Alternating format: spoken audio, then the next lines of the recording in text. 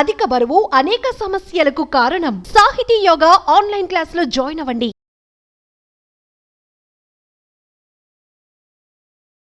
నమస్తే ఉమా గారు. నమస్తే అమ్మా. అమావాస్య డిసెంబర్ 30. ప్రతి ఒక్కరు కూడా అమావాస్య అనగానే పానిక్ సిచ్యుయేషన్కి వెళ్తుంటారు. అంటే ఇది ఒక నెగిటివ్ వైబ్ ఉన్న రోజు అని చెప్తూ ఉంటుంటారు. బట్ ఈ నెగిటివ్ నుంచి పాజిటివ్కి వెళ్ళడానికి ఇది ఒక అద్భుతమైన రోజు అని చాలామంది గ్రహించరు. మన స్పిరిచువల్ వేలో కనుక చూస్తే ఈ మధ్యకాలంలో చాలామంది అష్టమ శని, అర్ధాష్టమ శని అండ్ దాంతోపాటు కొన్ని దోషాల వల్ల ఆర్థిక ఇబ్బందులు చాలా ఎక్కువగా చూస్తున్న వాళ్ళు ఉన్నారు. సో వాళ్ళకి కనుక మీరు ఎలాగో లక్ష్మీ గణపతి పూజ, అష్టలక్ష్మి హోమం నిర్వహించబోతున్నారు కాబట్టి ఈ రోజున రాసుల వారు ఎవరైతే ఉంటుంటారో ఎటువంటి ఫలితాలు ఉండే అవకాశం ఉంటుంది అంటారు దీనిలో కనుక పాల్గొంటే? మనం అమావాస్య విషయం మాట్లాడుతున్నాం కాబట్టి రాబోయేటువంటి డిసెంబర్ 30వ తారీఖు అమావాస్య మూలా నక్షత్రము అయింది. మూలా నక్షత్రము అంటే సరస్వతీదేవి యొక్క నక్షత్రం అండి. అంటే లక్ష్మీ సరస్వతి యొక్క అనుగ్రహం కలిగేటువంటి రోజు. అమావాస్య అంటే చాలామంది ఇదొక మంచి రోజు కాదు, చెడ్డ తిథి, మనం దీని జోలికి వెళ్ళకూడదు అనుకుంటారు. కానీ జ్యోతిష శాస్త్రంలో ఒక మాట ఉంటుంది, పర్ఫెక్ట్ ముహూర్తం అనేది బ్రహ్మగారు కూడా పెట్టలేరు అని. అంటే దాని అర్థం ఏంటంటే ప్రతిరోజు పౌర్ణమి నాడు కూడా దుర్ముహూర్తం ఉంటుంది, అమావాస్య నాడు కూడా అమృత గడియలు ఉంటాయి. ప్రతి తిథి రోజు 2 ఉంటాయి.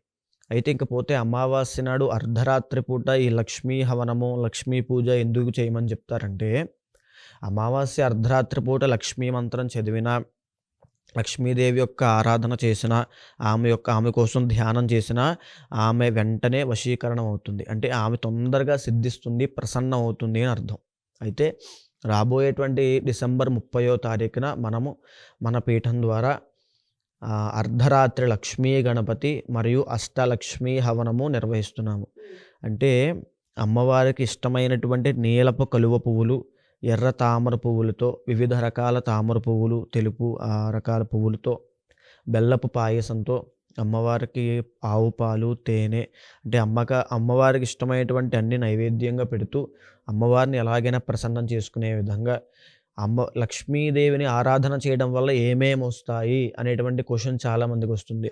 కేవలం డబ్బు డబ్బు డబ్బు ఇది మాత్రమే కాదు, ధనయోగం పడుతుంది, స్వర్ణయోగం పడుతుంది. అంటే ఎవరికైనా బంగారం కొనుక్కునేటువంటి కోరిక చాలామందికి ఉంటుంది. బంగారం అంటే అందరూ ఇష్టపడతారు. ఆ బంగారం లభించేటువంటి యోగమైన, ధనయోగమైన, వాహన సౌఖ్యయోగము, వాహనాలు కావాలి, నాకు ఒక పరివారం కావాలి, నేను ఒక స్థాయిలో ఉండాలి అనేటువంటి కోరిక కూడా చాలామందికి ఉంటుంది. వాళ్ళకైనా కుటుంబ సౌఖ్యము, భూలాభము, అంటే ఇంట్లో ఉండేటువంటి ప్రతి సమస్య తొలగిపోతుంది. ఇప్పుడు ఇంట్లో మన దగ్గర ఒక 10,000 కోట్లు లేకపోవచ్చండి, తల్లి తండ్రి ఉన్నటువంటి భార్య పిల్లలు అందరూ ఆరోగ్యంగా నవ్వుతూ తిరుగుతున్నారు అనుకోండి, అదే ఐశ్వర్యము. దాన్నే ఐశ్వర్యము అంటారు. ఆ ఐశ్వర్యాన్ని ప్రసాదించే వాళ్ళు ఇద్దరు, ఒకటి మహాదేవుడు అంటే శివుడు, 2 లక్ష్మీదేవి. ఆ లక్ష్మీదేవి తొందరగా ప్రసన్నమయ్యేటువంటి రోజే అమావాస్య, పౌర్ణమి.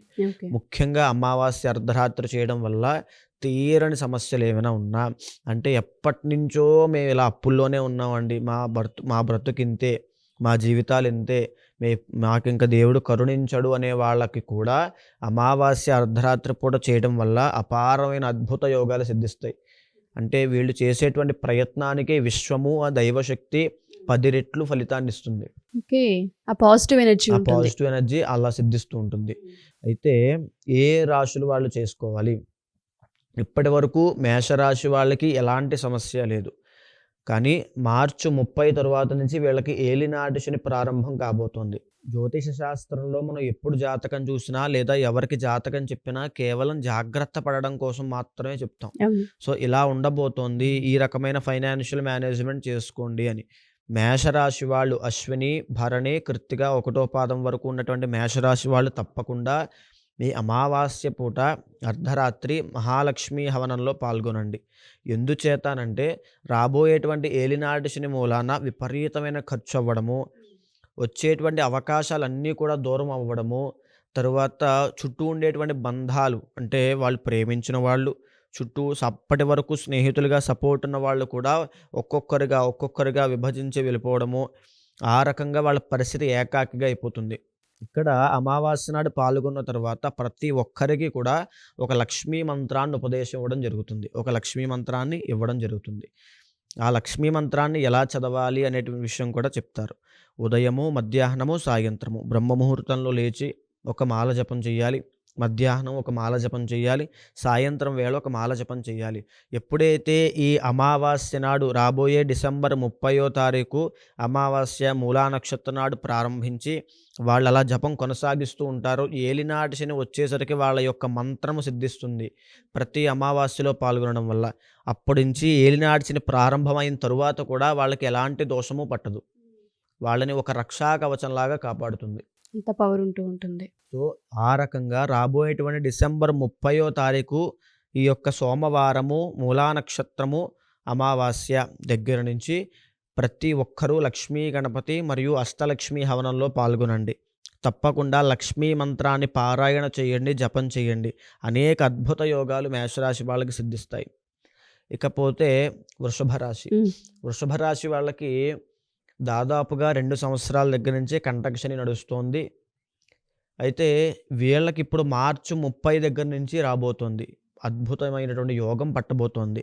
కంటక శని దోషం వదలబోతోంది. అద్భుతమైన వృత్తిపరంగా, వ్యాపారపరంగా ప్రతి దాంట్లోనూ ఒక రాణింపు, అభివృద్ధి అనేది చూడబోతున్నారు. ఇప్పుడు ఎప్పటి నుంచో వీళ్ళ యొక్క బాధలు పడుతున్నారు కాబట్టి ఈ లక్ష్మీదేవిని ఆరాధన చేయడం వల్ల పట్టబోయేటువంటి అదృష్టం ఇంకా రెట్టింపు అవుతుంది. ఓకే. అంటే పట్టబోయేటువంటి అదృష్టాన్ని ఇంకా చేజిక్కించుకునేటువంటి మనస్తత్వము, ఆ స్ట్రాంగ్ విల్ పవర్ ఎన్ని రకాలుగా సంపాదించాలో అన్ని రకాలుగా సంపాదించే శక్తి సామర్థ్యాలు లక్ష్మీదేవి యొక్క వల్ల సమకూరుతాయి.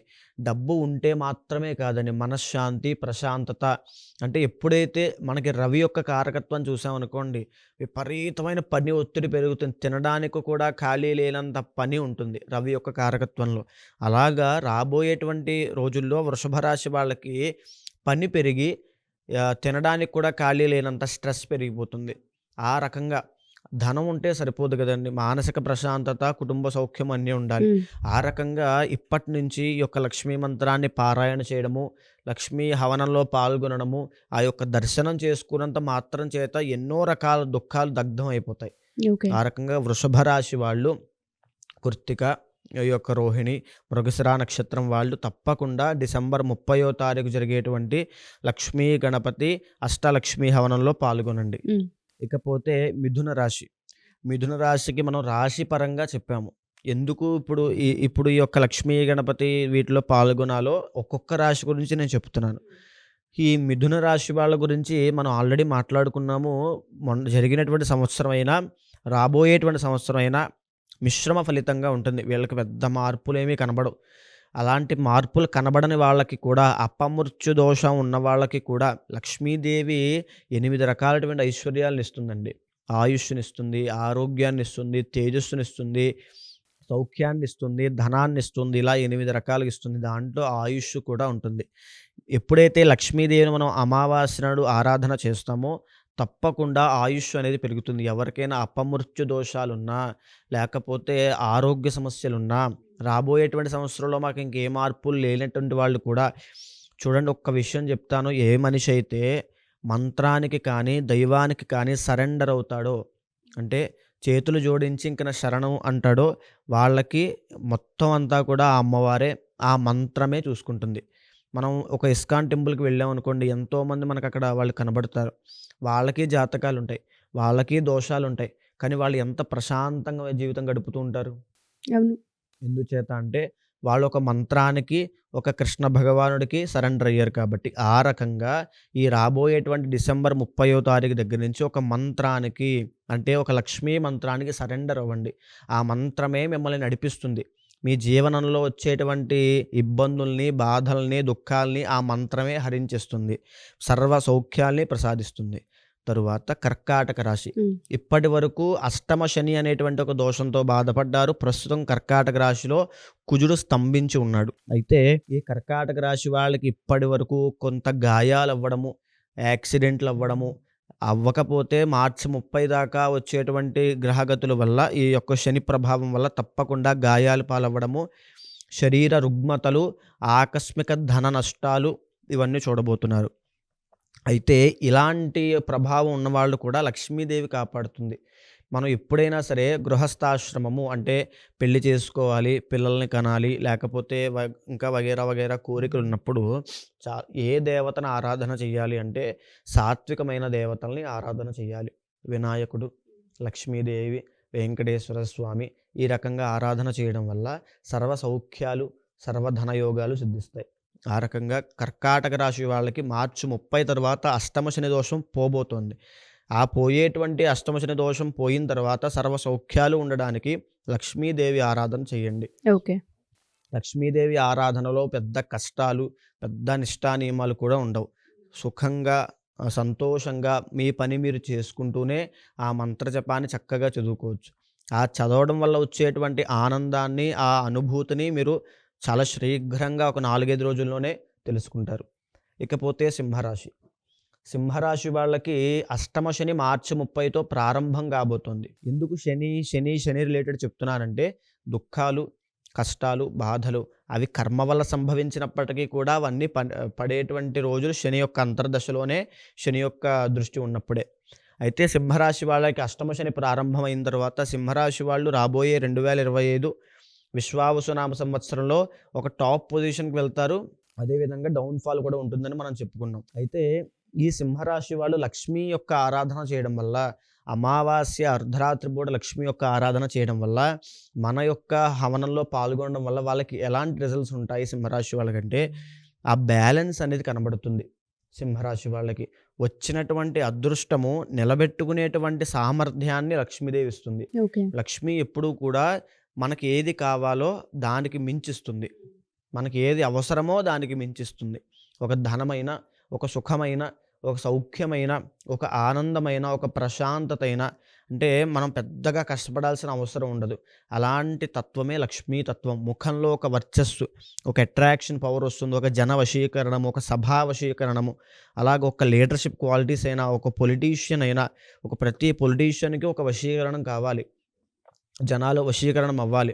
అప్పుడే ఆయనకి ఆ యొక్క లీడర్ అనేటువంటి నాయకత్వ లక్షణాలు వస్తాయి. అలాంటి వశీకరణమైన లక్ష్మీదేవి ప్రసాదిస్తుంది. కాబట్టి సింహరాశి వాళ్ళు కూడా ప్రతి రాశి వారికి ఇలా ఎందుకు చెప్తున్నానంటే వారి వారి యొక్క స్థితి బట్టి వాళ్ళు చేసుకోవాలి అని గుర్తు చేయడం కోసం చెప్తున్నాను. ఓకే. ఇకపోతే కన్యారాశి వాళ్ళు. కన్యారాశి వాళ్ళకి స్వల్ప అనారోగ్య సమస్యలు అనేటివి కనబడుతున్నాయి. నడిచేటువంటి స్థితిలో అవ్వచ్చు, 2025లో కూడా అనారోగ్య సమస్యలు అనేటివి కనబడుతున్నాయి. ఈ అనారోగ్య సమస్యల నుంచి బయటపడడానికైనా ఇందాక నేను చెప్పాను అష్టలక్ష్మి వల్ల 8 రకాలైనటువంటి బెనిఫిట్స్ వస్తాయి. అందులో ఆరోగ్యం కూడా ఉంటుంది అని. ఆ ఆరోగ్యం కోసమైనా, లేదా చాలామంది కన్యారాశి వాళ్ళు నిత్య జీవనంలో కొంచెం ఇబ్బంది పడుతుంటారు, మాటలు పడుతూ ఉంటారు, అపనిందల పాలవుతూ ఉంటారు, బ్లేమ్ అవ్వడం అంటారు. ఆ బ్లేమ్ అయ్యేటువంటి స్థితి నుంచి బయటపడ్డము, ఎగ్జాక్ట్గా ఒక గుర్తింపు, ఒక ఐడెంటిటీ అనేది ఉండదు నడిచేటువంటి గతి వల్ల. తప్పు చేయకపోయినా ఏదో తప్పు చేశారు అని చెప్పి బ్లేమ్ చేస్తుంటారు. ఈ రకమైనటువంటి ప్రభావం వల్ల వాళ్ళు ఆ యొక్క కొంత మానసిక ఆందోళన, డిప్రెషన్ కానీ, యాంగ్జైటీ కానీ ఇలాంటివి లోనవుతుంటారు. మానసిక ప్రశాంతత లభించాలన్నా లక్ష్మీ మంత్రాన్ని చదవాలి. ఇప్పుడు ఫర్ సపోజ్ నేను మిమ్మల్ని ఒక మాట అన్నాను అనుకోండి, బాగున్నారా అని, మీరేమంటారు? బాగున్నాం.